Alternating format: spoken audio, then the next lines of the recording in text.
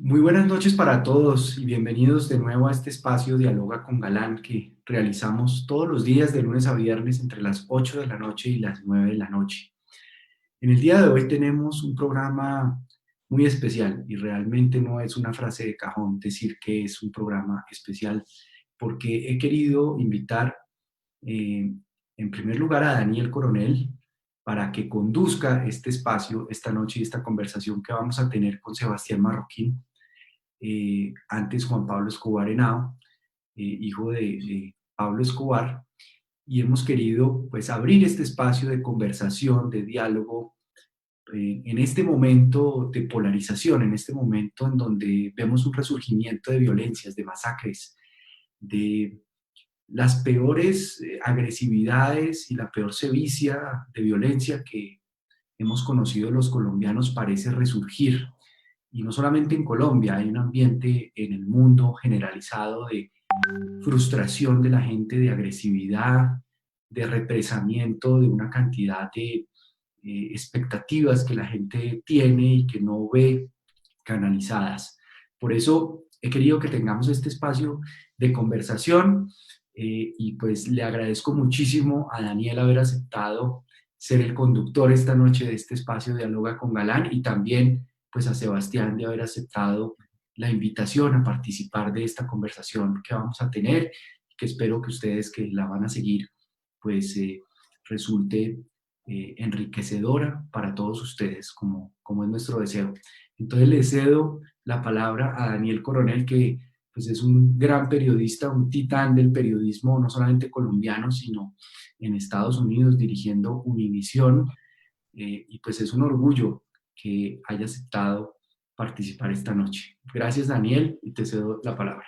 Mil gracias, Juan Manuel, por tu generosidad y gracias por invitarme para esta ocasión, que no la entiendo como una entrevista periodística, sino como una conversación con dos personas que han tenido vidas difíciles, muy difíciles, marcadas por la violencia y muy interesantes, porque pues ustedes dos, tanto Juan Manuel como Sebastián, quedaron huérfanos de padres siendo muy jóvenes, en circunstancias muy distintas.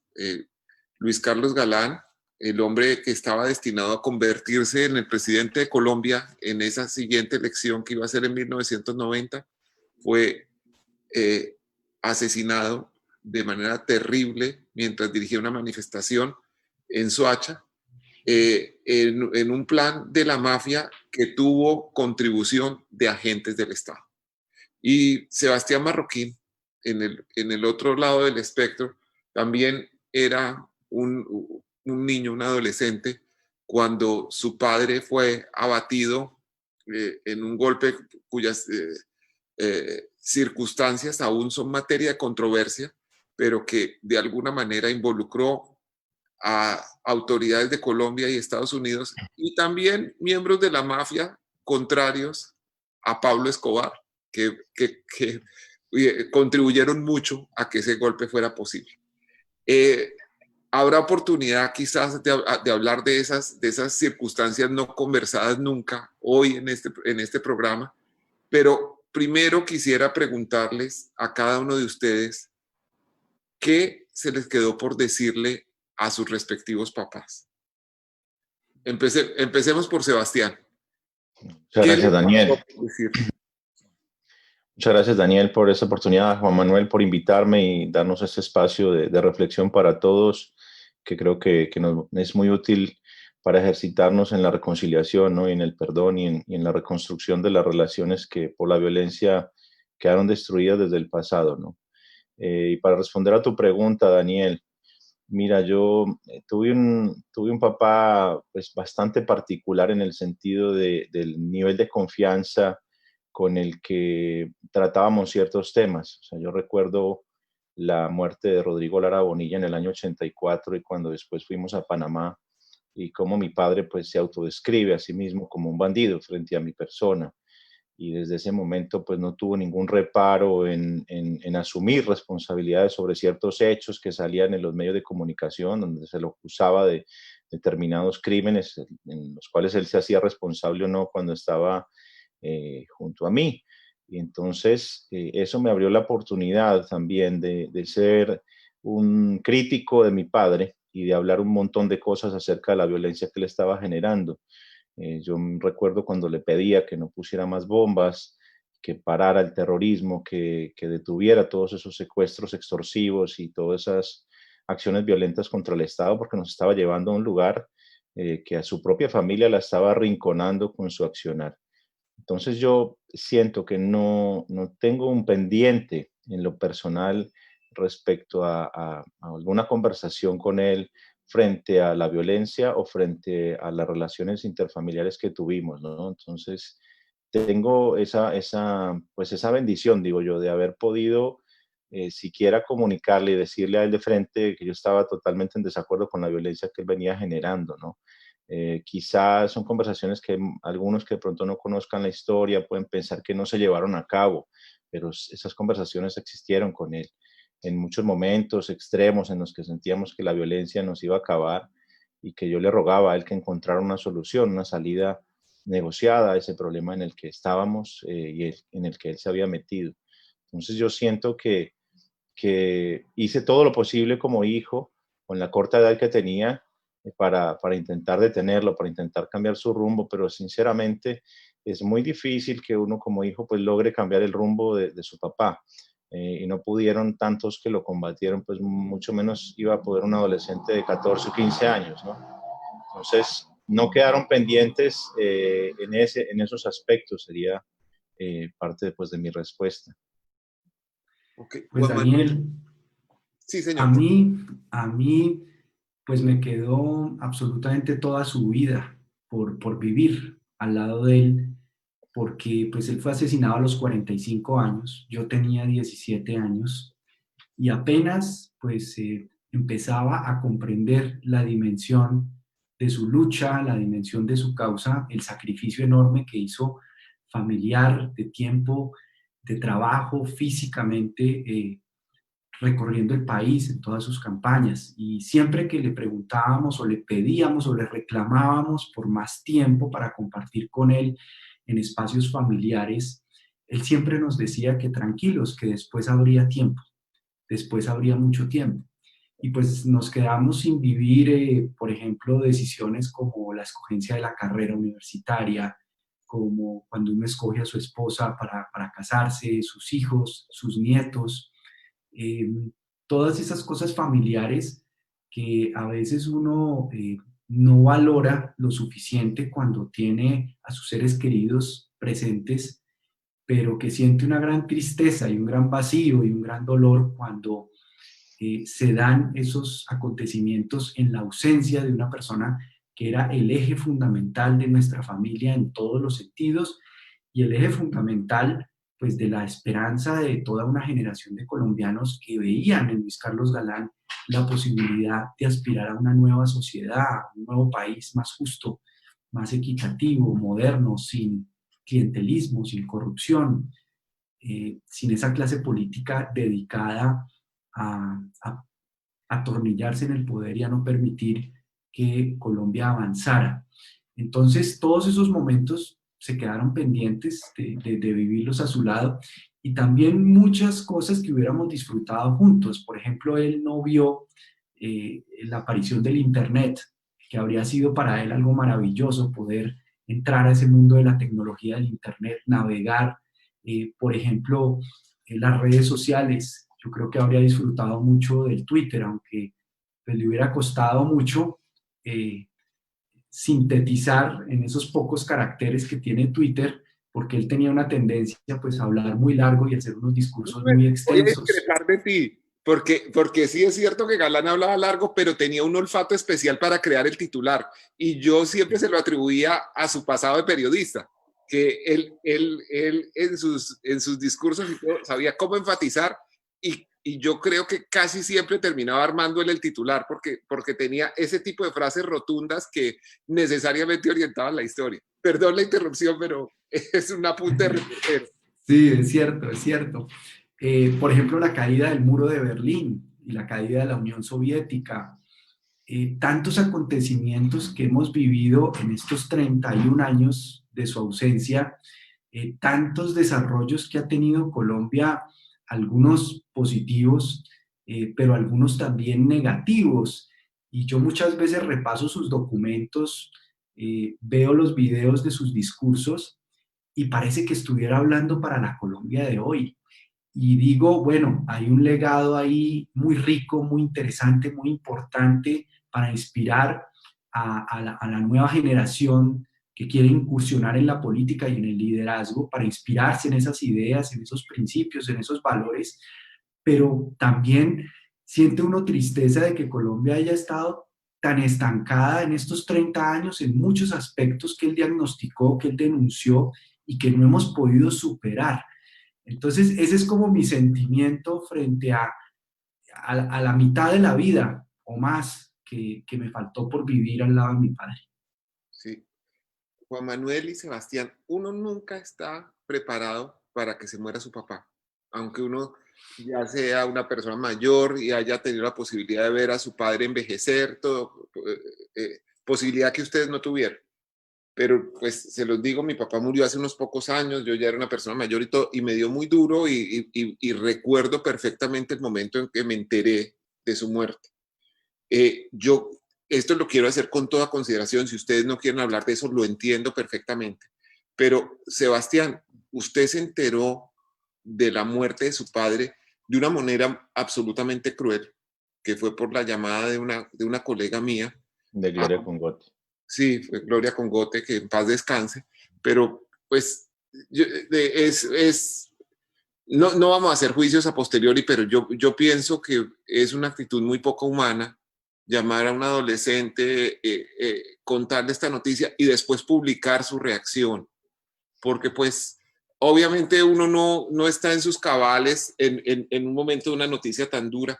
Tal vez si uno tuviera la oportunidad de volver la película, hubiera preferido que usted enterarse de otra manera. ¿Cómo fue ese momento en que usted se entera de que su papá, que era el hombre más buscado de Colombia y posiblemente del mundo en ese momento, era el antisocial que estaba en las pantallas de cualquier policía del mundo, había finalmente caído, además, mientras estaba hablando y ayudando a contestar una entrevista suya para la revista Semana?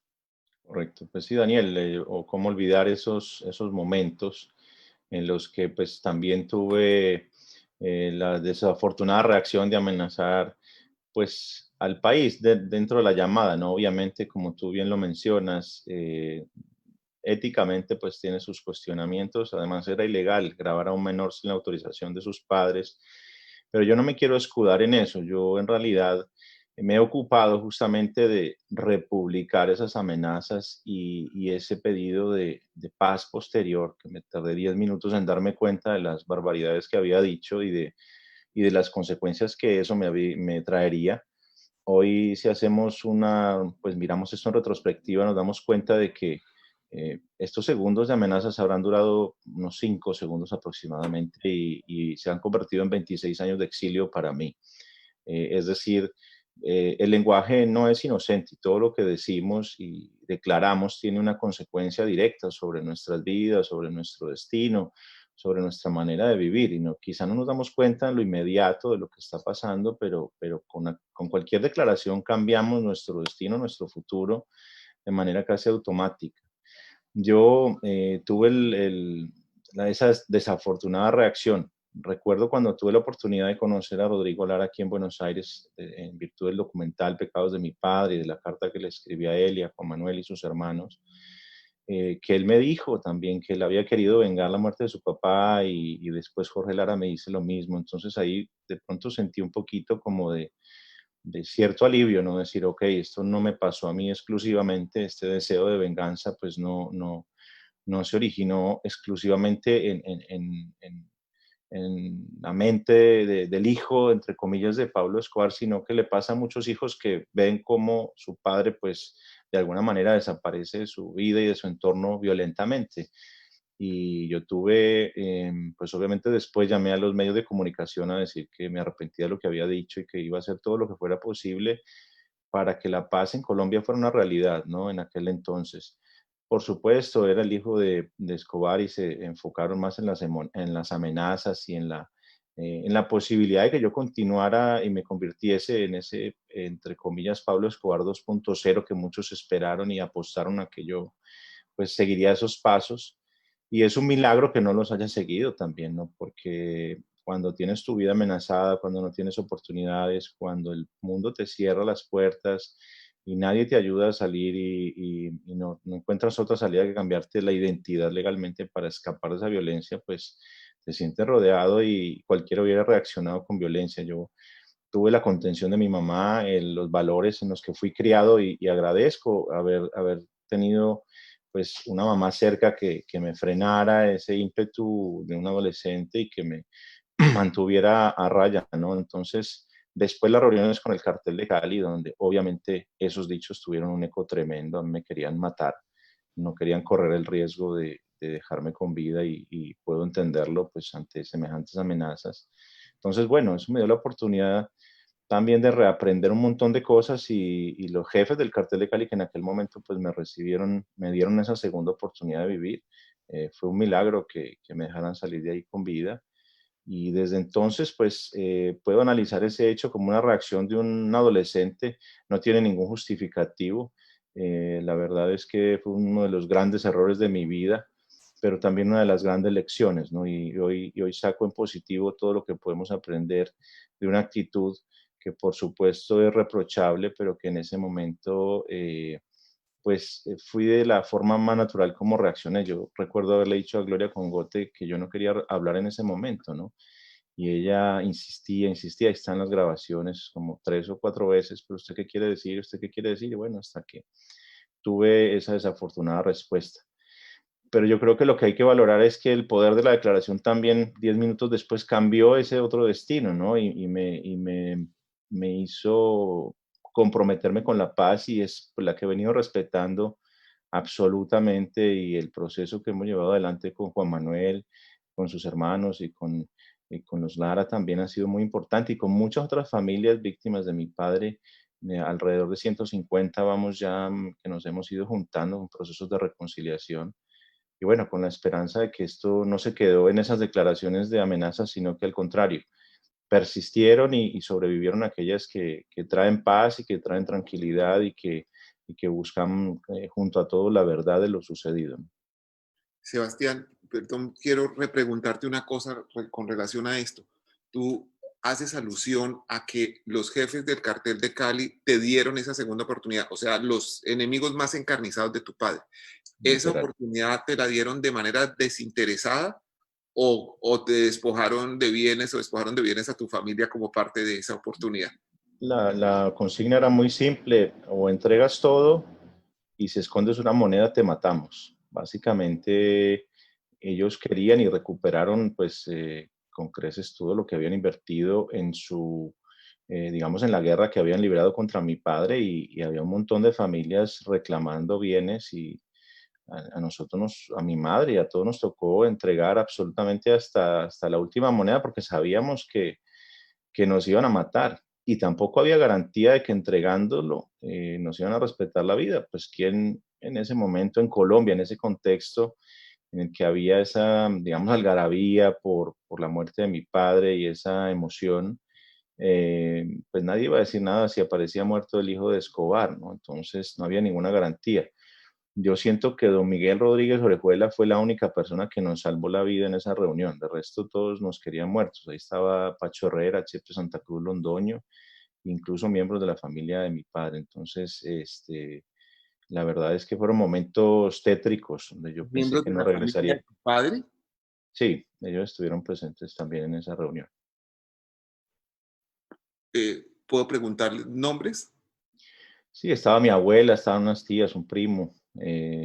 Ahí estaban, la verdad, a nosotros nos sorprendió su presencia. No esperábamos me imaginamos que una reunión solos, ¿no? Y que se iba a hablar era de mi vida. Y ahí ya se empezaron fue a discutir temas herenciales y demás. Entonces ya decía yo, pues, ¿en qué mundo estamos, no? Los jefes del cartel de Cali decidiendo cómo se reparten los bienes de Pablo Escobar. Y finalmente, pues ellos eran los amos y señores en ese momento y tuvieron pues la oportunidad de decidir qué pasaba con todo, ¿no? Y así se hizo. Lo que ellos dijeron, así se hizo en su momento. y les entregamos absolutamente todo. No hubo, como ellos habían sido también amigos y socios de mi padre en algún punto de sus vidas, o trabajaron o se conocieron, pues obviamente conocían aquellos bienes que estaban fuera de la órbita del Estado y pasaron a sus manos, ¿no? Hoy, por supuesto, pues muchos de esos bienes también ya están de nuevo en manos del Estado, muchas de estas personas se asesinaron entre sí, es decir, nadie pudo disfrutar finalmente nada de aquella gran fortuna que se entregó para y que sirvió pues finalmente no solo para salvar nuestras vidas, sino mira qué paradoja, pues para financiar la propia muerte de mi padre, esencialmente. Eh, Juan Manuel, voy a hacerte la misma pregunta, pero quiero hacer una introducción de este día terrible en que fue asesinado Luis Carlos Galán, porque además participa el padre de otra persona que está trabajando en la producción de esto detrás de cámaras, que un gran camarógrafo, que es Chucho Calderón, había trabajado en el Noticiero Nacional hasta unas semanas antes y se fue a trabajar en la campaña de Luis Carlos Galán, cosa que había hecho varias veces. Chucho, cuando le daba la gana, no volvía a trabajar y decía que estaba trabajando con Galán y había que aguantarle lo que fuera y siempre volvía, para fortuna del noticiero, porque siempre fue uno de sus mejores hombres. Chucho se había ido unas semanas antes y se había ido peleando con uno de los jefes, habían tenido una diferencia. Y esa noche, la mayor parte del equipo del Noticiero Nacional había ido a Barranquilla porque ese fin de semana jugaba un partido de la Selección Colombia, entonces estaba programado que el noticiero saliera desde allá. El presentador principal, José Fernández Gómez, uno de los directores del noticiero, Gabriel Ortiz, y como les digo, la mayor parte de la redacción estaba en Barranquilla. En Bogotá nos quedamos unos pocos. Arritoquieta Pimentel, Carmelo Castilla, Javier Ayala, el otro director, Félix de Bedú, que era presentador emergente, y yo. Y en un momento era supremamente distendido el ambiente en que estábamos porque la mayor parte de la responsabilidad iba a estar en Barranquilla, habíamos hecho temprano lo que había que hacer. Javier abrió una botella de whisky y llegó un amigo de él, que además era un amigo común de tu padre, que era Luis Guillermo Ángel. Y cuando estábamos abriendo la botella de whisky, comiendo una empanada que había pedido Javier, Luis Guillermo llamó por alguna razón a su oficina y le dijeron que lo estaban llamando porque aparentemente había un atentado contra Luis Carlos Galán en Soacha. Carmelo empezó a correr hacia Soacha, nos acordamos que Chucho Calderón debía estar al lado de Luis Carlos Galán, pero estamos hablando de una época en que no existían los teléfonos celulares, las comunicaciones eran mucho más precarias, no sabíamos qué iba a pasar. En fin, cuando los noticieros no salían al aire de sus propios estudios, sino tenían que ir a Inravisión, en este caso Inravisión San Diego, que era una instalación al lado de la Biblioteca Nacional, donde sigue quedando la Biblioteca Nacional, los sótanos de la Biblioteca Nacional eran los estudios de Inravisión en San Diego.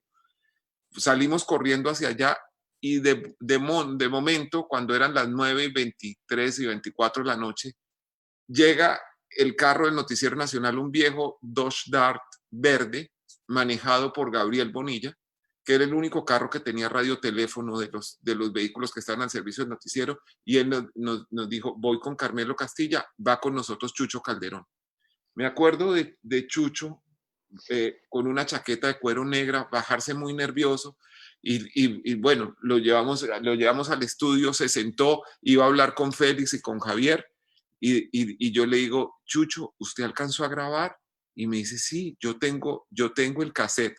Y saca un cassette enorme, como eran los cassettes de esa época, los de 3/4, me lo entrega y mientras está sonando la música de los titulares, yo fui corriendo hasta el BTR, lo pongo, nadie había visto esta imagen, Inravisión era supremamente especial, no se podía tocar un equipo si no era un trabajador de Inravisión afiliado a COTV, entonces yo no podía devolver en el joystick de la grabadora para mirar la imagen, sino cuando vino el señor de Inravisión y lo devolvió, y vemos en ese momento lo que había pasado, el video que se conoce.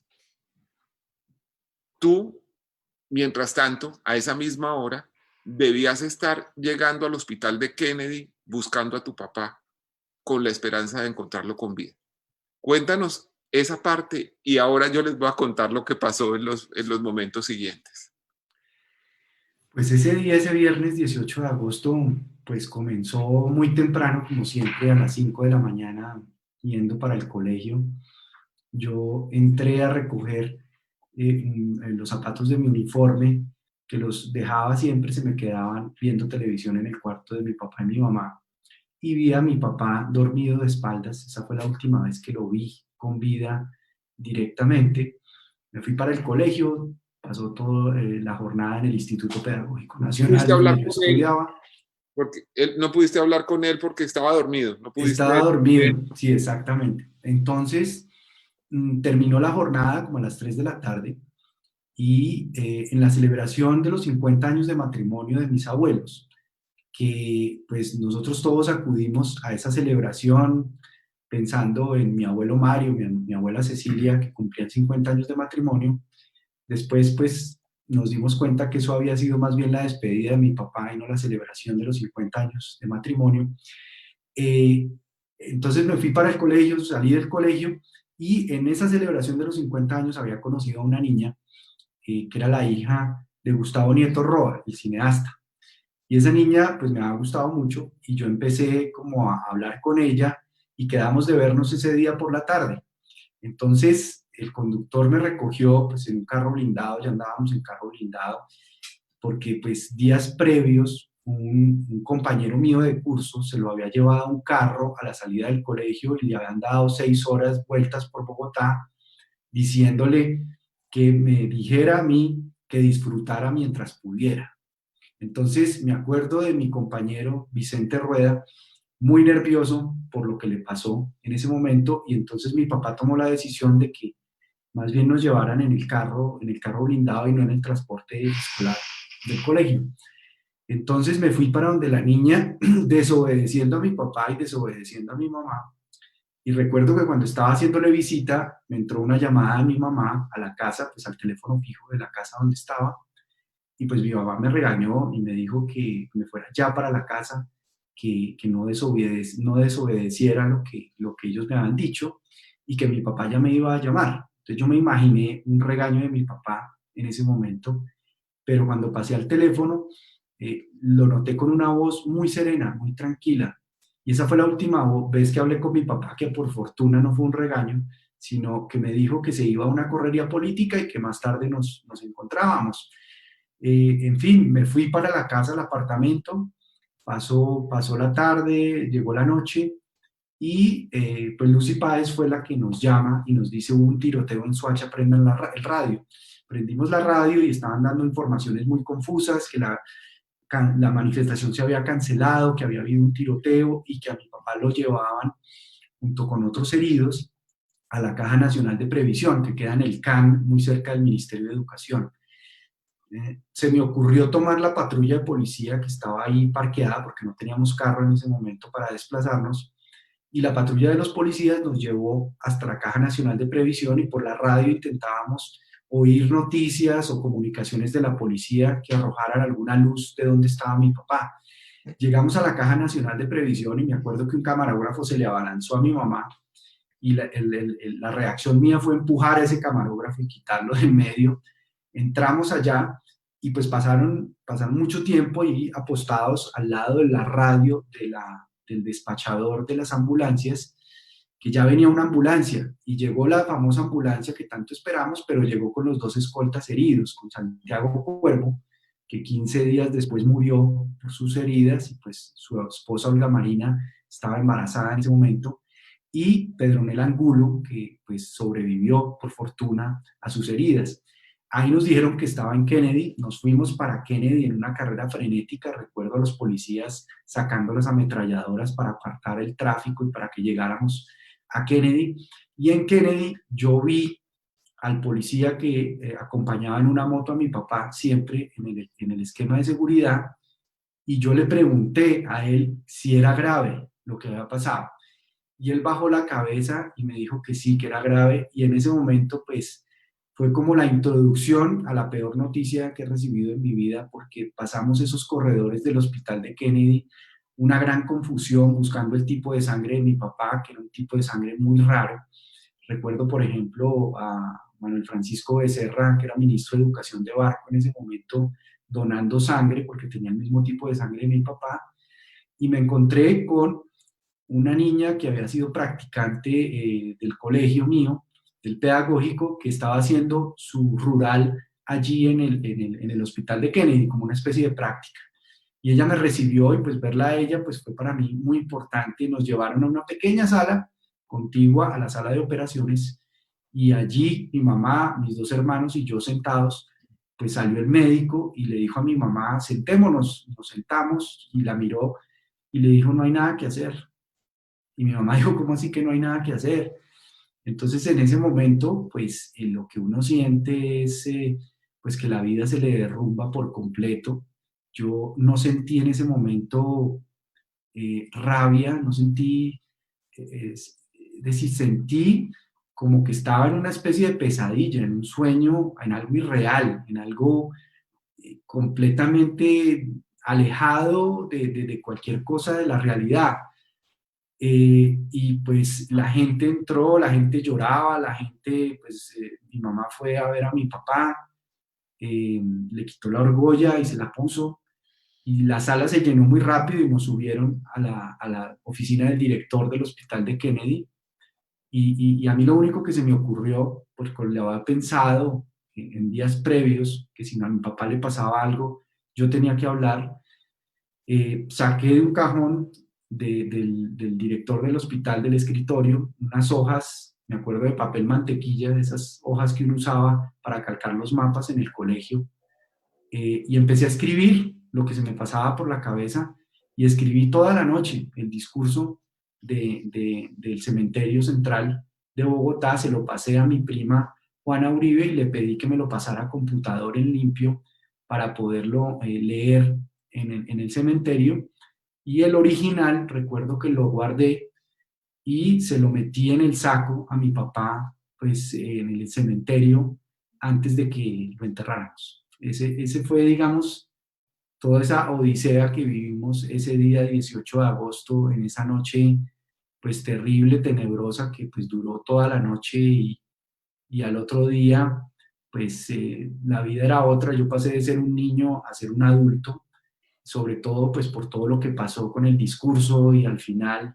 lo que mencioné sobre César Gaviria. eh, y en ese momento dijimos, bueno, ¿qué vamos a hacer en la vida? ¿No? Porque pues la vida nuestra era mi papá y nos teníamos que ir del país, pues porque empezaron las amenazas, y pues recuerdo que Pablo Escobar dijo que iba por la familia, las familias de sus enemigos.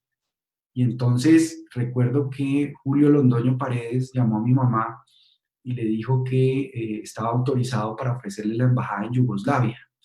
Entonces nosotros nos quedamos como fríos pensando, bueno, irnos para Yugoslavia, empezar yo a estudiar la universidad en Yugoslavia, que hablan en Yugoslavia, serbocroata, mis hermanos iban a entrar al colegio, y pues pocos meses después estalló la guerra de Yugoslavia.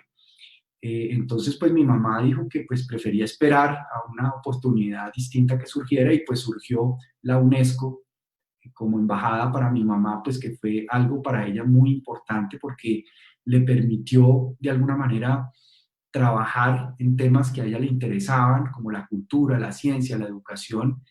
Y pues fue duro porque yo no sabía francés, yo no sabía el método de los franceses de la universidad, y pues me tocó empezar absolutamente de cero, como también pues le tocó a mis hermanos, pero pues a mí me tocó enfrentar la universidad y a ellos el colegio. Y pues pocos meses después, en medio de toda esta tristeza que sentíamos en París, llegar en el otoño, las hojas cayéndose, el cielo gris, empezaba a hacer frío, pues nos enteramos del secuestro de mi tía Maruja, que fue pues otro golpe demoledor, y pues mi mamá se tuvo que venir a Colombia a hablar con Alberto Villamizar a ver de qué manera planeaban una estrategia para liberar a mi tía Maruja, y pues toda esa historia la cuenta Gabo en su libro Noticia de un secuestro. Ese es el recuerdo como de todo ese momento, cómo lo vivimos, Daniel. Sí. Muchas gracias a los dos por compartir en unos momentos yo sé que son duros, deben concitar muchas emociones y van a marcar la historia de todos ustedes hasta el fin de sus días. No, no habrá un momento en que eso salga sin que duela. Y les agradezco que lo compartan con los que a esta hora nos ven y conmigo. Sebastián, estamos hablando de una familia, la familia de Luis Carlos Galán, que tiene que cambiar de mundo para defenderse, para ir a otro lugar, enfrentarse en otro idioma. Algo parecido sucedió con ustedes, un peregrinar que arrancó con una escala en África, si mal no Mm. recuerdo. ¿Usted nos quiere contar cómo fueron esos momentos? Sí, claro, cómo no. Eh, pues mira, yo recuerdo que fue un año muy difícil. Primero que quería decirle a Juan Manuel que cada vez que lo escucho no deja de conmocionarme, pues todo el relato de tantos miembros de su familia que fueron atacados directamente por mi papá y todo el daño que sufrió él y su familia eh, de una manera sistemática, ¿no? O sea, es como que no paraba de atacarlos y la verdad que al día de hoy duele que haya sucedido de esa manera. Y bueno, por supuesto que eso trajo un montón de consecuencias y muchas familias, ¿no? La de Juan Manuel, la mía, la de los Lara, todas, muchos otros en Colombia, paradójicamente empezamos a transitar por las situaciones similares, buscando el exilio como la única manera de protegernos de esa violencia que se había generado.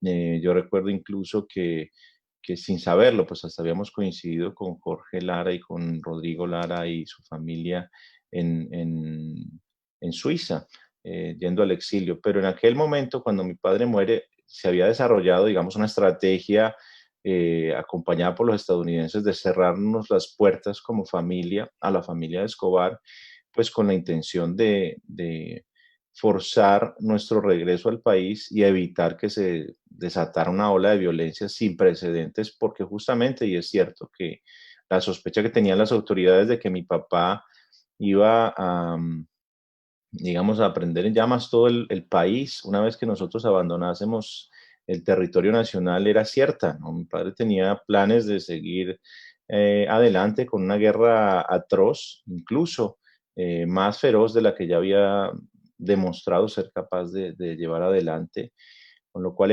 era lógico que las autoridades buscasen que nosotros nos mantuviéramos dentro del país, ¿no?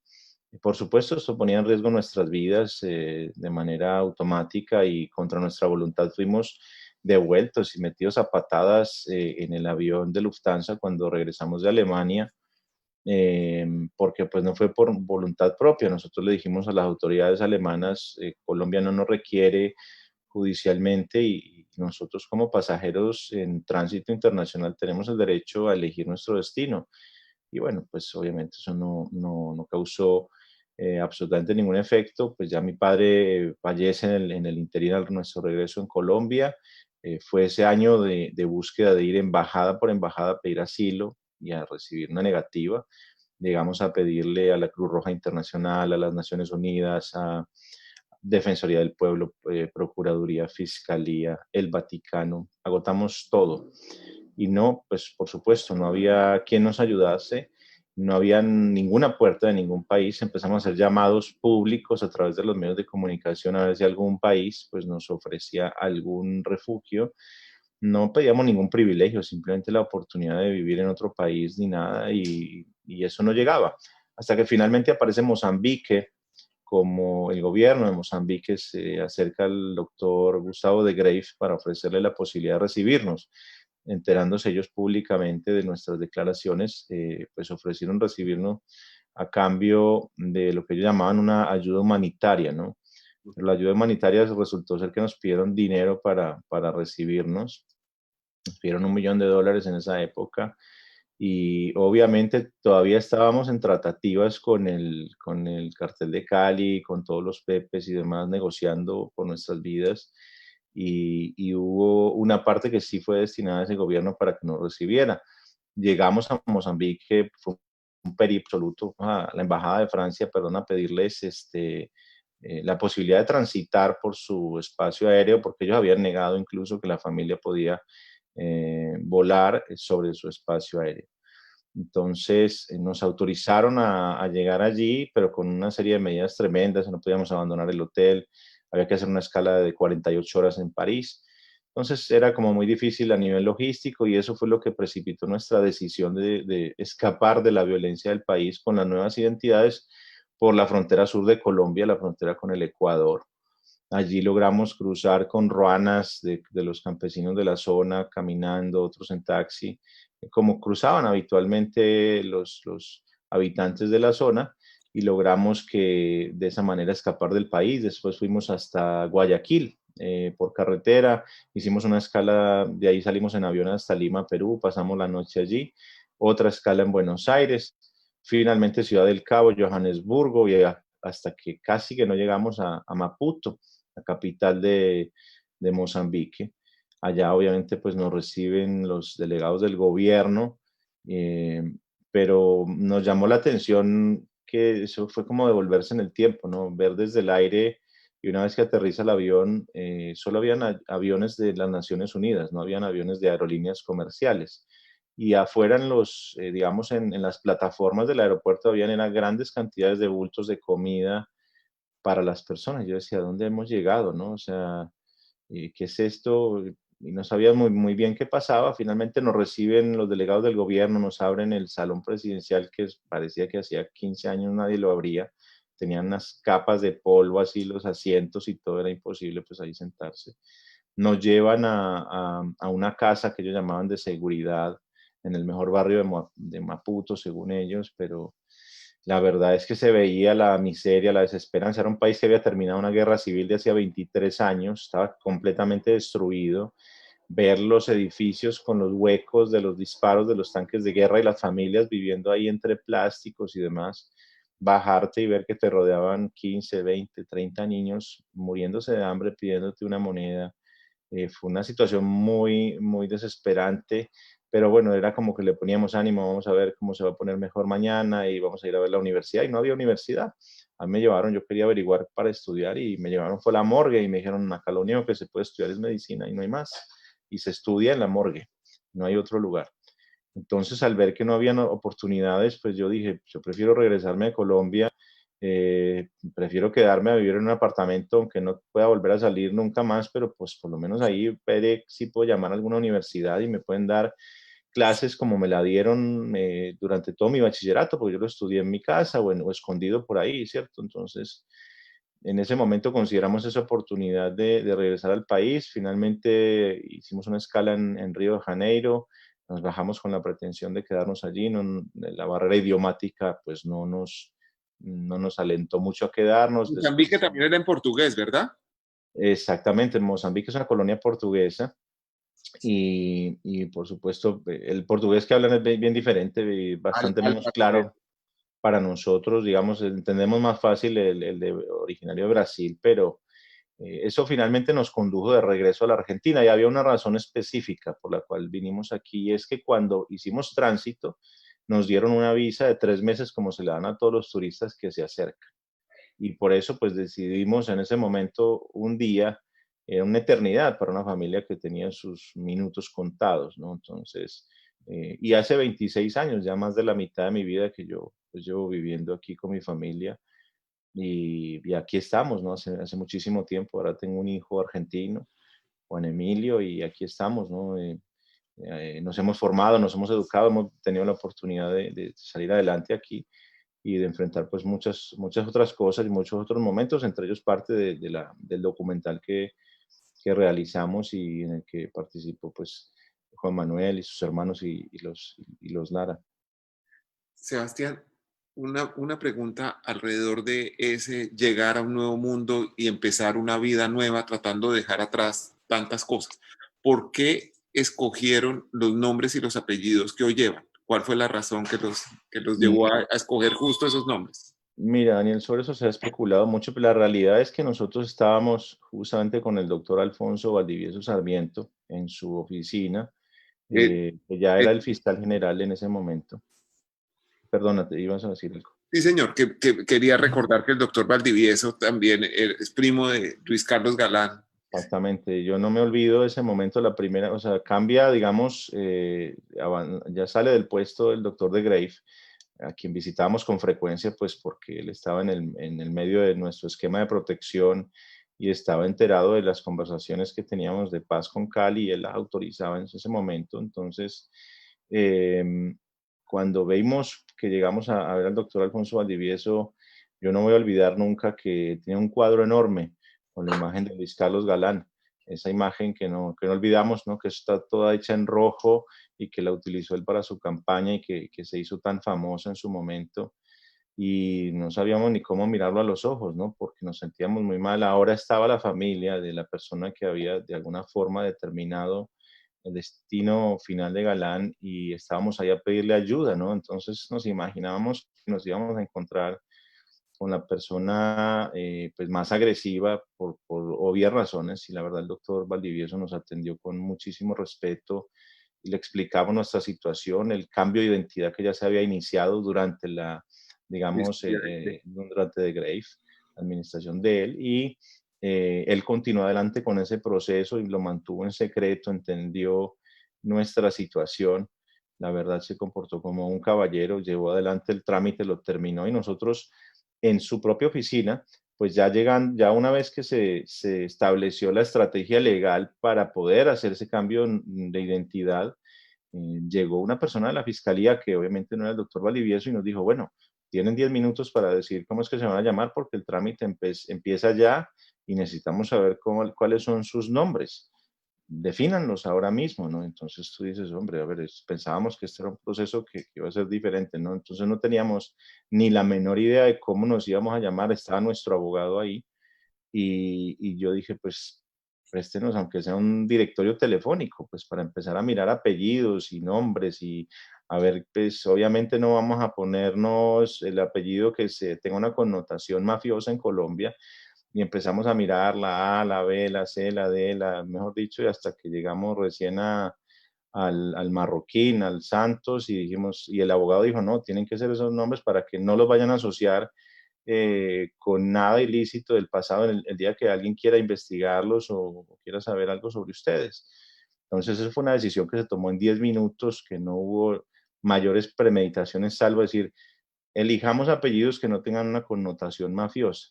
Entonces, y no nos dimos cuenta, la verdad, eso sucedió de esa manera, tan rápido, que tuvimos que practicar nuestras firmas en el acto. Bueno, y también cómo van a firmar, y se tienen que aprender de memoria esta firma, pues porque es la que sigue en todos los documentos que se les van a generar. Y no se les puede olvidar, y tampoco pueden dejar una muestra por ahí dando vueltas porque es un peligro, ¿cierto? Entonces, todo se tomó ahí sobre la marcha y hoy que uno pues, puede mirar en perspectiva esa decisión y son apellidos de, por lo menos la parte del apellido Santos, que es el que mi madre termina adoptando para ella, pues imagínate todo lo que ha sufrido la familia Santos también, con el tiempo destrozado por las bombas, con Francisco Santos secuestrado por mi padre y demás.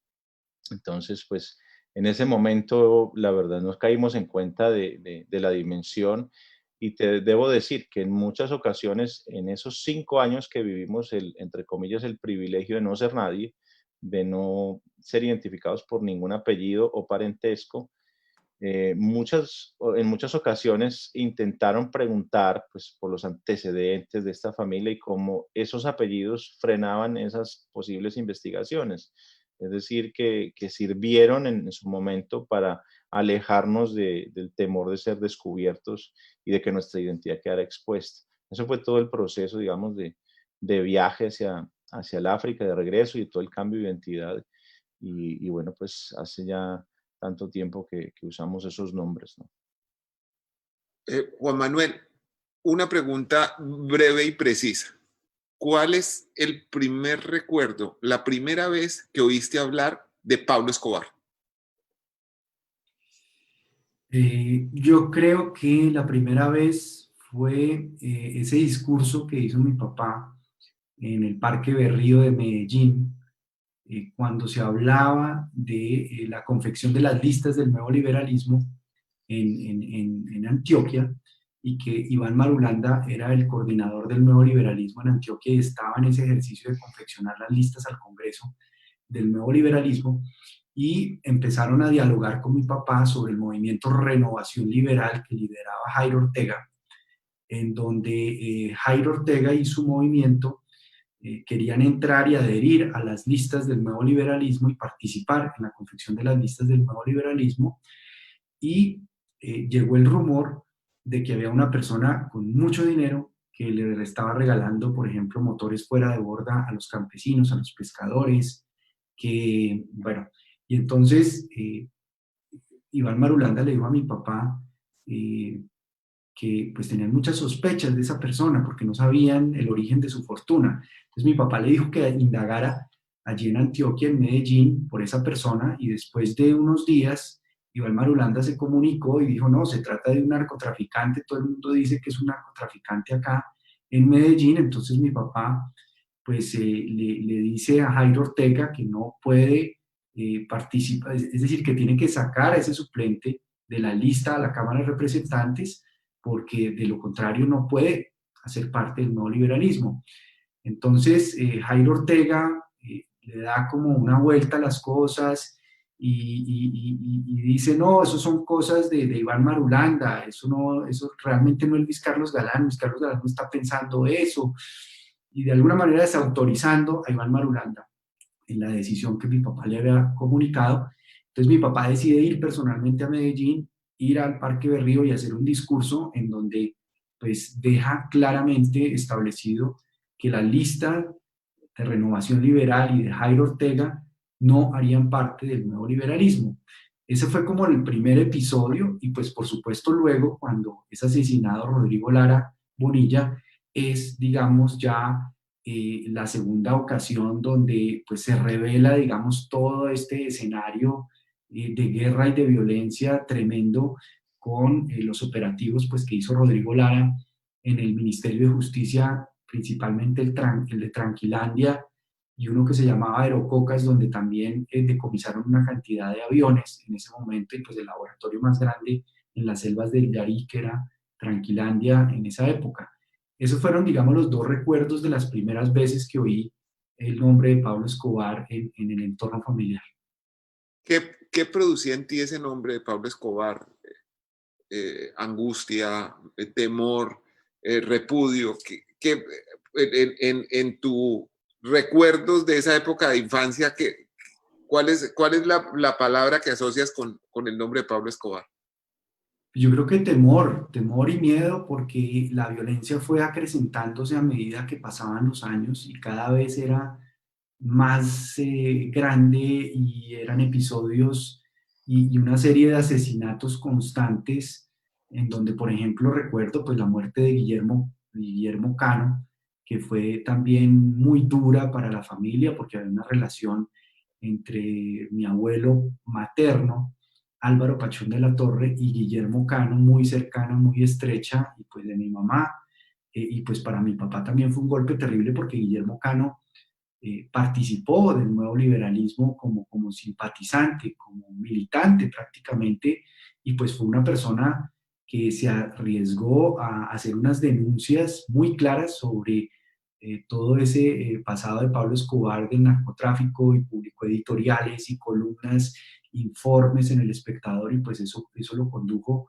hacia su muerte. Obviamente después, pasados los años, nosotros vinimos a descubrir realmente lo que estuvo detrás del complot para asesinar a mi papá, que fue mucho más allá de Pablo Escobar y del cartel de Medellín, como hemos venido descubriendo a lo largo de estos últimos años de la investigación. Te voy a hacer la misma pregunta, Sebastián. ¿Cuándo fue la primera vez que oíste el nombre de Luis Carlos Galán? ¿Cuál fue el contexto? ¿Cómo te imaginabas a esa persona que oías nombrar? Pues interesante tu pregunta, Daniel.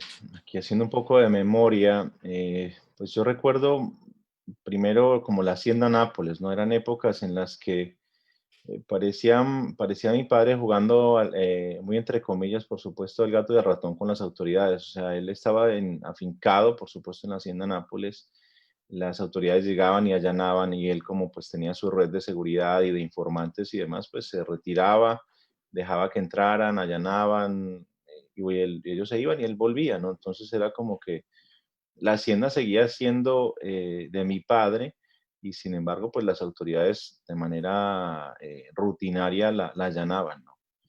Recuerdo que en algún momento mi papá de pronto puede haber dicho algunas cosas sobre Galán y quizá puede haber sido como la primera vez donde yo lo escuché. Acuérdate que cuando esto estamos hablando después de la muerte de Lara, del año yo creo que 1987 aproximadamente, 1988, cuando en la hacienda Nápoles mi padre todavía, digamos, tenía un control sobre esa área y ahí no solamente yo pude haber escuchado el nombre de Galán por primera vez, sino que años después, cuando me dediqué a investigar sobre la muerte de Galán y sobre digamos, la responsabilidad que le cabía a mi papá en ese aspecto, en algún momento algunas personas que les pregunté me dijeron que le habían preguntado a mi papá sobre Galán, ¿no? Que él que iba a pensar ahora que Galán iba a ganar la presidencia, pues porque era claro que Galán no tenía quien le compitiera, ¿no? No, Galán iba derecho a la presidencia y no habían dudas de eso. Y fue una frase muy dura que teniendo a Juan Manuel enfrente siempre me va a costar decirla, pero mi padre respondió con una crudeza y con una frialdad que dice, ningún hombre muerto puede ser presidente, ¿no? Entonces claramente mi papá en ese momento ya tenía en su cabeza, acordémonos que Galán también hubo un atentado frustrado en Medellín, Claro, eh, con con unos, creo que con un lanzacohetes o un lanzacohetes, exacto. algo así, que fue frustrado por las autoridades, creo que unos vecinos alertaron y eso se evitó. O sea, mi padre iba de frente contra Luis Carlos Galán, no le importaba llevar adelante, digamos, esas acciones en su propia ciudad y demás. Y, y estaba dispuesto a todo, ¿no? Entonces, yo siempre recuerdo que mi padre era muy pendiente de las noticias, de qué decía Galán, de cuáles eran sus discursos. Encontré algunas copias de sus discursos en su archivo y me imagino que lo tenía pues muy, muy de cerca, muy analizado. Y fue la primera vez que yo escuché eso, fue en Hacienda Nápoles en esa época, ¿no?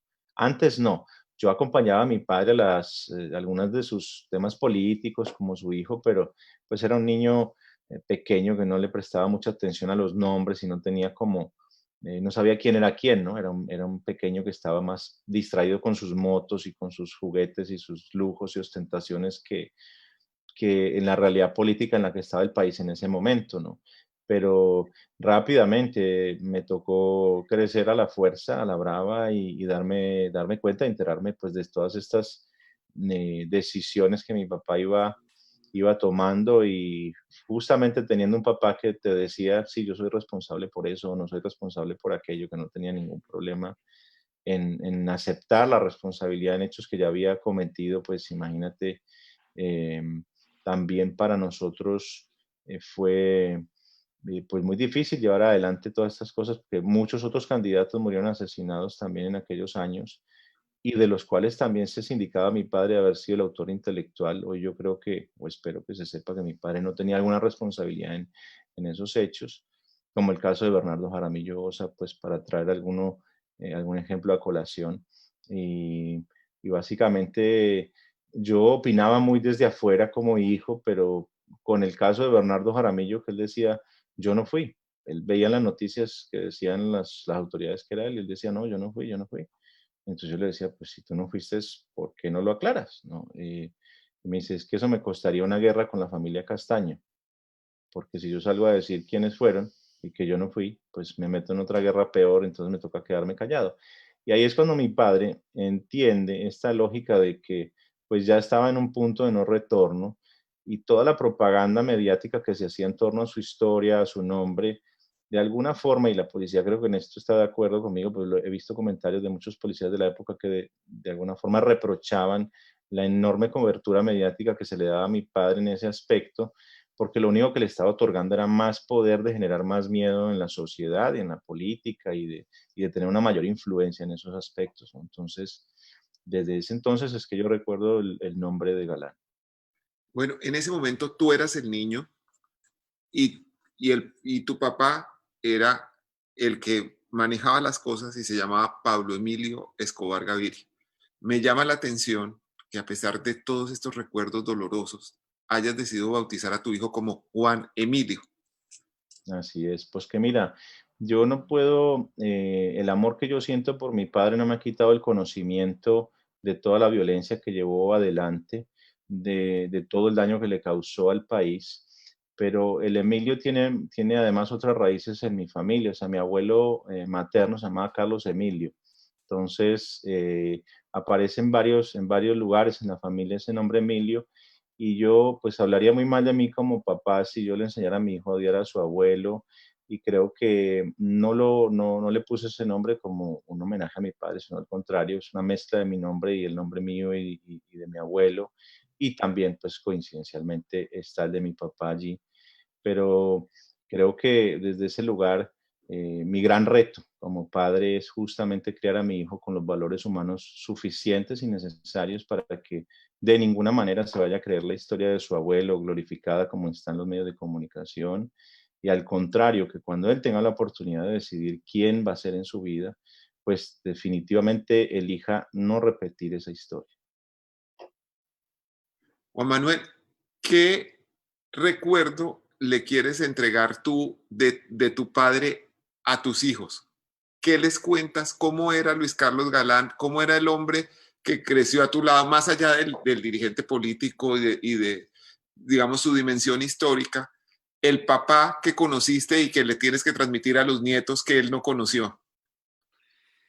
Bueno, pues antes de responder tu pregunta, yo quería hacer un comentario breve sobre el episodio del atentado en Medellín, donde pues me parece que es justo mencionar al coronel Valdemar Franklin Quintero, que le salvó la vida a mi papá ese día y que fue asesinado en la mañana del viernes 18 de agosto. Y la última declaración pública que mi papá hizo fue para rechazar el asesinato del coronel del Valdemar Franklin Quintero y expresarle pues toda su solidaridad a su familia.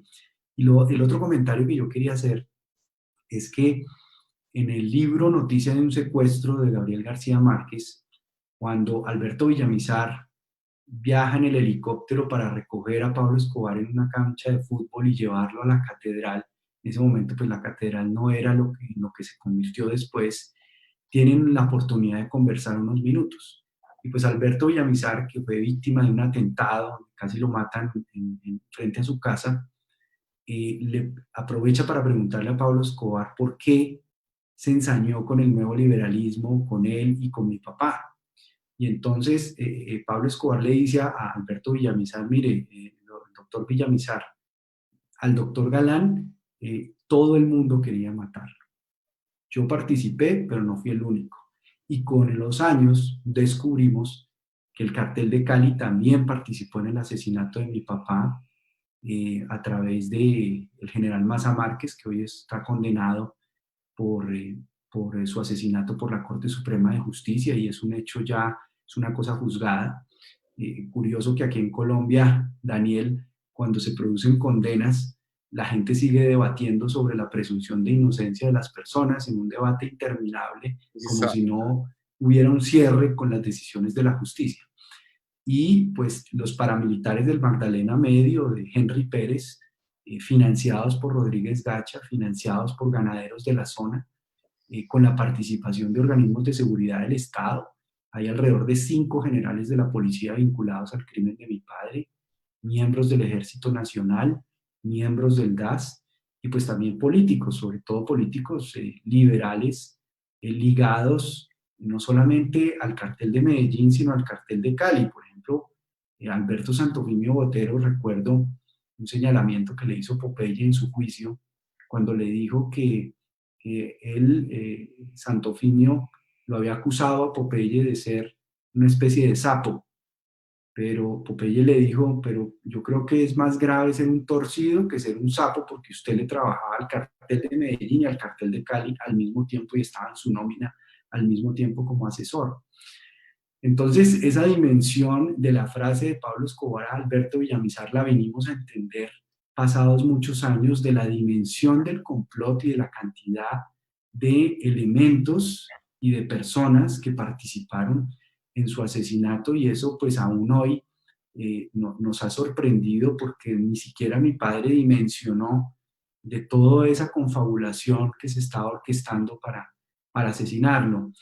Y bueno, y para responder a tu pregunta, realmente el concierto que hicimos el año pasado, que hicimos algo distinto porque en todos los aniversarios hacíamos actos académicos, una Eucaristía en el cementerio, decidimos hacer algo distinto y más bien celebrar la vida de mi papá a través de la música. Entonces participaron artistas como Herencia de Timbiquí, Maía, Natalia Bedoya, Andrés Cepeda. Mi primo Nicolás Uribe Pachón compuso una obra para coro muy, muy emotiva y muy especial que se presentó allá en el Movistar Arena en esa ocasión. Y esa experiencia para mis hijos pues fue muy, muy impresionante para ellos, y creo que se emocionaron mucho, y en los días siguientes al concierto me preguntaban mucho sobre mi papá, me preguntaban mucho sobre lo que había hecho, y fue algo que los conectó con mi papá, la música.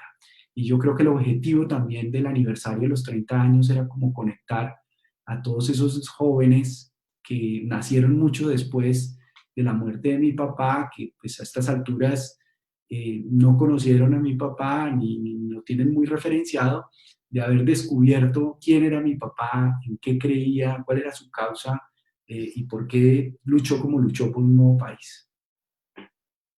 Una última pregunta, Sebastián, y después ustedes cerrarán esto, pero quería preguntarte, tú has tenido la ocasión en los últimos años de reunirte, como dices, con más de 150 personas que son familiares de víctimas de tu papá, entre ellos la familia Galán, los Lara. ¿Hay alguien con quien no te hayas podido reunir que te gustaría hacerlo, que todavía tengas pendiente para intentar esto de sentarse, mirarse a los ojos y poder hablar de las cosas humanas que nos unen, incluso por encima del dolor, de la violencia y de la condición de víctimas o victimarios? Sí, Daniel, de hecho, yo he dicho una cosa, que yo no quiero parar hasta que no tenga la oportunidad de hablar hasta con la última de las víctimas. Eh, yo tuve una posibilidad de hablar con unas de las personas víctimas del atentado contra el avión de Avianca, y quedé muy destruido emocionalmente después de que tuve la oportunidad de charlar con Gonzalo, y Gonzalo me decía, me hablaba de todas las personas que habían fallecido, y yo veía muchas más, es decir, no solamente las 107 víctimas fatales de ese atentado, sino pues todos tendrían que tener un papá, una mamá, un hermano, un amigo. Entonces la suma de víctimas es impresionante, es decir, pareciera que no tiene fin. Yo en mi último libro hablé con el paramilitarismo, hablé con Ramón Izaza, con su hijo, alias Terror, hablé con Aaron Seal, el hijo de Barry Seal, asesinado también por mi padre en el 86, ex agente de la CIA. También hablé con la gente del M-19, con William Rodríguez, el hijo del jefe del cartel de Cali, de Miguel Rodríguez, justamente con la intención de sanar estas heridas. Hace poco tuve la oportunidad de entrevistar a un oficial que formó parte del bloque de búsqueda y que me relataba con un dolor tremendo, me mostraba esa fotografía donde habían 150 de sus compañeros, de los cuales 149 murieron asesinados, ¿no? Entonces, eh, yo sigo adelante. Yo, lamentablemente, no hay un listado oficial de víctimas de mi padre, y me gustaría tener siempre la oportunidad de acercarme con el mayor respeto posible, de la misma manera como lo he hecho con Juan Manuel y con todas las personas que me han podido conocer hasta el momento, para llevar adelante esas conversaciones que son necesarias. Yo creo que el pedido de perdón que yo le he extendido a todas las víctimas de mi padre, y lo seguiré haciendo, no es una invitación al olvido, no es una invitación a que no sigamos hablando del tema. Al contrario, creo que estamos reconstruyendo la memoria de un país a través de un dolor que es inconmensurable, pero también a través de estos procesos en los que hoy nos permiten a Juan Manuel y a mí tener una conversación en términos respetuosos, cordiales, amenos y demás, pues nos traen mucha esperanza al país. Yo creo que el país necesita seguir buscando esta oportunidad de acercarnos a víctimas y victimarios y entre todos poder reconstruir esa memoria de ese país, reconstruir esa verdad, llegar a ella y poder justamente dejarle un futuro diferente a nuestros hijos, menos manchado de sangre, de violencia, donde a nuestros hijos no les toque como a nosotros negociar con los carteles para seguir adelante con sus vidas, sino que tengamos una Colombia en paz y tranquila. Yo creo que la lista es interminable y con mi proceso de conferencias alrededor del mundo me he encontrado con una enorme cantidad de personas que han ido a verme y en ese mismo acto pues no desperdicio la oportunidad para pedir perdón por toda esa violencia que mi papá generó y que arrasó con toda una generación y que nos dejó instalada una cultura, una narcocultura terrible y difícil de separarnos de ella. Entonces yo voy a seguir persistiendo en la medida en que sea posible, seguir hablando con todas las víctimas, yo voy a estar siempre disponible. Es un proceso muy doloroso, nadie te prepara para eso, no hay universidades en las que te enseñen nada acerca del perdón y de la reconciliación. El día que yo vi por primera vez a Juan Manuel y a sus hermanos, yo sentía una puñalada en el estómago, yo sentía un dolor físico terrible, o sea, yo sentía el peso de la responsabilidad y de acercarme a ellos, no sabía ni cómo mirarlos a los ojos, ni cómo decir la primera palabra, cuál iba a ser esa primera palabra para uno acercarse a alguien que lleva pues dentro de sí, como les dije en esa carta, un dolor tan legítimo. Sin embargo, atreverse con el máximo respeto a hablar con las víctimas, yo creo que es lo único que nos puede devolver un poco de esperanza al país, un poco de tranquilidad y de verdad también que la necesitamos para que, digamos, historias como estas nunca más las volvamos a vivir y nunca ninguna otra familia colombiana tenga que atravesar por ese dolor. Así es. Juan Manuel, decías contándonos ese momento tan duro de llegar al hospital y encontrar que no había ninguna esperanza porque tu papá había muerto, que no pensaste en ese momento en venganza, pero buena parte de tu vida y la vida de tus hermanos y de tu mamá se ha dedicado a buscar justicia para el caso de tu papá. Y digamos, en muchos aspectos se ha logrado contra todo lo que ha pasado históricamente en Colombia, que en el caso de Galán haya algo de justicia. ¿Qué falta?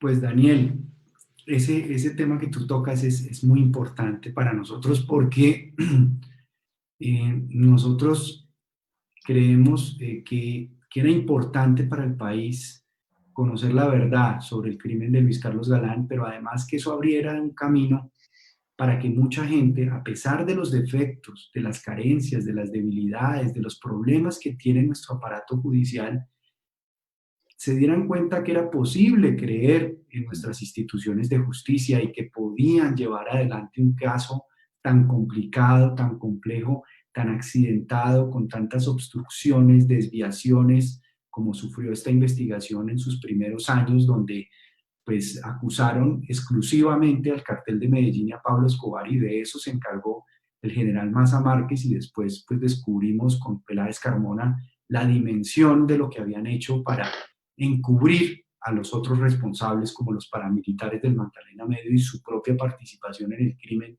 de mi padre como agentes del Estado. Y yo creo que es un caso un poco inédito, diría yo, en el mundo, porque cuando tú observas asesinatos de personas que tuvieron una relevancia, un liderazgo muy importante en la vida de una nación, como el propio presidente Kennedy, o como Martin Luther King, o como muchos otros, uno observa que las familias prefieren distanciarse, pasar la página y no querer saber nada de las investigaciones. Nosotros asumimos ese compromiso y esa tarea de avanzar en la búsqueda de la verdad, de reconstruir la investigación, de avanzar en la justicia y un sistema judicial como el de Colombia, no estamos hablando del de Estados Unidos o un europeo, sino del de Colombia, ha logrado esos resultados gracias a jueces, a fiscales y a procuradores valientes que asumieron personalmente la tarea de sacar este caso adelante y eso ha sido para nosotros pues muy importante y muy significativo. ¿Qué falta? Pues están vinculados, como te decía, en este momento y ya tuvieron indagatoria y estamos esperando que se resuelva, digamos, una apelación de una medida restrictiva de la libertad que se les impuso a los generales Argemiro Serna, que era subcomandante de la policía de Cundinamarca y que fue la persona que retiró un escuadrón antiguerrilla que le iba a prestar protección a mi papá en Soacha la noche del 18 de agosto, días previos, que falsificó además, junto con el capitán Montilla de la policía de Soacha y otros generales, falsificaron todos los informes que la Policía Nacional elaboró sobre su participación en el operativo de seguridad en Soacha esa noche. El informe que presentó el general Gómez Padilla al Congreso de la República fue totalmente falso en relación a el operativo de seguridad de la policía. Eh, la vinculación de Peláez Carmona, que era director de la DIJÍN, y que como cometió con Maza Márquez esa monstruosidad de acusar a Juiz Hasbun y a un grupo de personas que estuvieron 4 años en la cárcel siendo absolutamente inocentes y ajenos al crimen de mi padre, y eso lo hizo deliberadamente Maza Márquez y Peláez Carmona. Eh, Falta pues también explorar más temas relacionados con los políticos que estaban al servicio de los carteles del narcotráfico en esa época, tanto al de Medellín como al de Cali.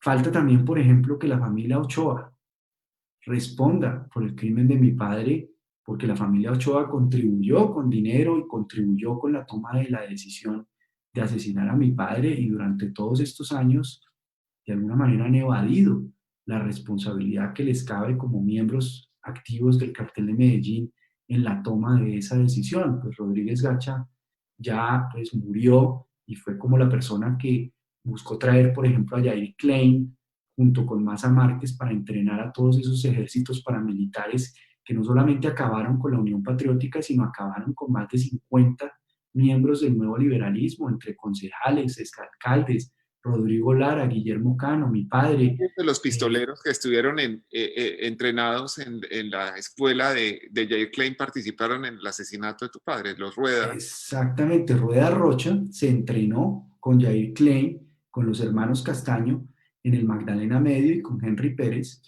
y Rueda Rocha, con el mismo grupo de sicarios, asesinaron a Teófilo Forero, miembro de la Unión Patriótica, y asesinaron a mi padre. Por eso hemos dicho que el exterminio de la Unión Patriótica está directamente conectado al exterminio del nuevo liberalismo, y el crimen de mi padre fue declarado de lesa humanidad precisamente porque se comprobó esa campaña de exterminio, y por eso nosotros hemos luchado todos estos años por recuperar la personería jurídica del nuevo liberalismo y que se reconozca eso como un acto de reparación, como lo logró con justa razón la Unión Patriótica. Entonces nosotros esperamos realmente que eso se pueda dar y que se abra ese espacio que se perdió por la acción deliberada de la campaña de exterminio que sufrió el nuevo liberalismo, donde no se puede creer y la gente no se puede quedar con la versión de que solamente fue el cartel de Medellín o el narcotráfico el responsable del asesinato de mi padre. Aquí participaron los paramilitares, los políticos y los organismos de seguridad del Estado. Juan Manuel, ¿será que me permites hacerte una pregunta? Y Claro si que me sí. permites, yo no sé si tú o tu padre incluso llegaron a dimensionar hoy que se sabe toda esta información sobre todo este gran complot. ¿Tu papá llegó a dimensionar cuántas personas en Colombia estarían a favor justamente de que él desapareciera de la arena política tan violentamente? ¿Él llegó a percibir esa sensación de temor y de sentirse tan rodeado como finalmente se ha descubierto que estaba? No, él no llegó a dimensionar, Sebastián, la dimensión del complot que se gestó para su asesinato. Obviamente vivimos la zozobra de las amenazas. Mi papá en una época estuvo en la clandestinidad prácticamente, salía de los sótanos entre un baúl de un carro y dormía un día donde una tía, otro día donde uno de sus amigos. Nosotros no sabíamos dónde estaba y de pronto salió para Londres, para Inglaterra, para Oxford, a dormir en la biblioteca de Malcolm X durante 6 meses con un botón de pánico directamente conectado al Scotland Yard en caso de que pasara algo, y así pues se nos fue 6 meses, pues aprovechó para estudiar inglés, que era una de sus grandes frustraciones en la vida, no haber aprendido inglés más joven, pero no, él nunca dimensionó, y pues realmente lo que precipitó su asesinato, yo creo que fue la aprobación por parte del Partido Liberal de la consulta popular como mecanismo de escogencia del candidato presidencial. Eso para mí fue el sello final de su muerte, porque eso sí lo puso directamente a las puertas de la Casa de Nariño como presidente de la República, y eso, digamos, precipitó la toma de la decisión de que no lo podían parar ya políticamente y tenían que eliminarlo físicamente, y pues nunca dimensionamos la amenaza que el statu quo y que la clase política tradicional, corrupta, ligada al narcotráfico, al paramilitarismo, se sentía tan amenazada por la llegada a la presidencia de la República de mi padre. Gracias. Pues le quiero dar las gracias a los dos por este diálogo tan franco y tan emotivo, tan lleno de sentimientos, y también que marca una senda de futuro, porque si ustedes dos pueden hablar, si ustedes dos pueden verse a los ojos al uno al otro y encontrar razones para haber salido juntos adelante en la vida, Juan Manuel ha hecho una carrera política muy meritoria, y seguramente tiene un futuro muy brillante por delante. Sebastián ha logrado forjarse una profesión, además de escribir sobre estos episodios dolorosos, es también una persona muy exitosa en lo que hace, y ha logrado separarse de ese destino fatal que de alguna manera había nacido con él, de violencia y de terror, para constituirse en una persona, un padre de familia y una persona que le sirve a la sociedad. Y pues todo eso es una lección que nos debe llevar a todos a decir que hay esperanza aún en medio de las circunstancias tan difíciles en las que ha tenido que moverse nuestro país. Yo quiero decir brevemente, Daniel, pues en primer lugar agradecerte a ti por la generosidad de este tiempo que nos has acordado. Decir pues que este es el programa número 100 de Dialoga con Galán, que queríamos que fuera pues muy especial. Y decirle también a Sebastián que cuando nosotros nos encontramos en aquel hotel en Bogotá, y nos conocimos y tuvimos ese diálogo, pues yo siempre he dicho que para mí fue muy importante lo que él me dijo, porque en primer lugar nos pidió perdón. Nosotros recuerdo que le respondimos con mis hermanos que pues a él no teníamos nada que perdonarle, porque pues se trataba de su padre, y él nos dijo, no, es que yo soy el único que puede hablar a nombre de mi padre y por eso les estoy pidiendo perdón. Eso para mí fue muy importante. En segundo lugar, haber reconocido que su padre participó en el asesinato del mío.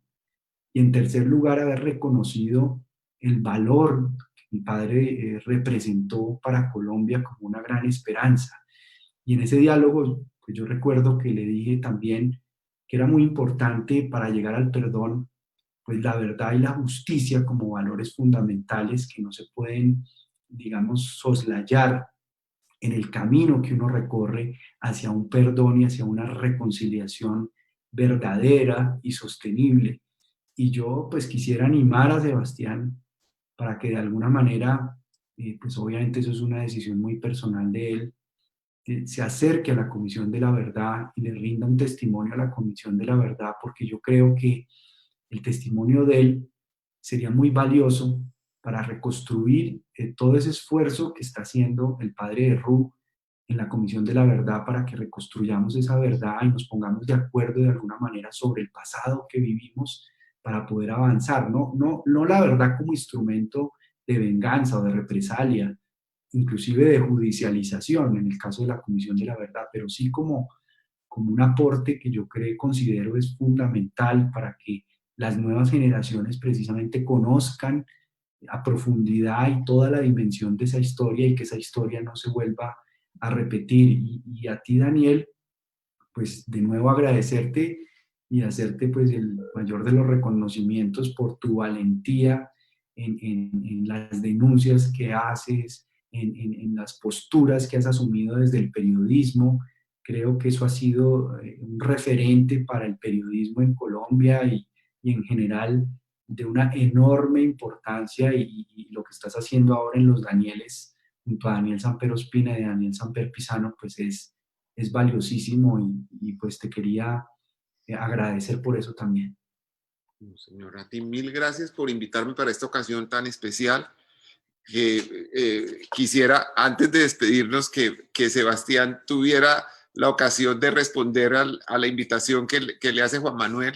Por supuesto, y quería decirle a Juan Manuel que yo con Gonzalo Rojas, justamente que es una persona que representa por lo menos 87 familias de víctimas del triste atentado contra el avión de Avianca, también le brindé a él un testimonio justamente para la Comisión de la Verdad en la que él pues ha preparado un informe, así que he estado siempre dispuesto a colaborar con el mejor sentido de paz para la reconstrucción de esa verdad. Yo también creo lo mismo que Juan Manuel.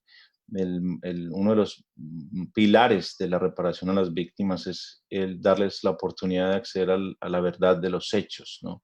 A lo que sucedió de manera auténtica sin que sea manipulada por sectores políticos que tengan algunos intereses. Al contrario, yo siempre me he manifestado totalmente dispuesto a contribuir a la paz de mi país y sé que eso involucra también el compromiso de acercarnos a dar los testimonios de aquellas historias que conocimos, bien sea a través de los dichos de mi propio padre o bien sea también a través de las investigaciones que yo, como su hijo, he llevado adelante y me han permitido contar una gran parte de su historia. Yo no puedo decir que soy el que más sabe sobre Pablo Escobar, pero sí puedo decir que me he comprometido con la verdad para que sea revelada y creo que Juan Manuel así lo ha sentido desde siempre. Yo no olvido tampoco ese momento en el que tuvimos la oportunidad de conocernos y no olvido nunca un gesto en el que Juan Manuel abre su billetera y saca la foto de su familia y me la muestra. Y sabemos lo que eso implica en Colombia, ¿no? Mostrarle a alguien la fotografía de tu familia, de lo que más quieres, de lo que más cuidas, de lo que más proteges y de lo que nadie quisiera que le hagas daño. Y sentí eso como una de las mayores muestras de confianza de Juan Manuel hacia mi persona y estoy ahí siempre disponible para contribuir a la verdad del país desde donde a mí me sea posible, desde los hechos de los que tuve conocimiento a través de mi propio padre o a través de terceros cuando estuve investigando justamente muchos de los hechos que involucraron pues, a la violencia de nuestro país. Al padre Francisco lo conozco, me parece una excelente persona que está haciendo un trabajo titánico para que una gran parte de la memoria de nuestro país sea reconstruida y siempre vamos a estar ahí a disposición. Mil gracias por la invitación, mil gracias por esta maravillosa conversación. Solo nos pasamos 30 minutos, Juan Manuel. Sí, pero vale la pena, yo creo que lo Pero creo que vale la ameritaba. pena. Sí. Entonces, este fue el programa 100 de Dialoga con Galán. Muchas Así gracias es. y Gracias, Ustedes, Daniel. espero verlos pronto. un abrazo Gracias. grande. Buenas Cuídense mucho. noches. Buenas Hasta Hasta noches. luego. luego. Chao. Cuídense.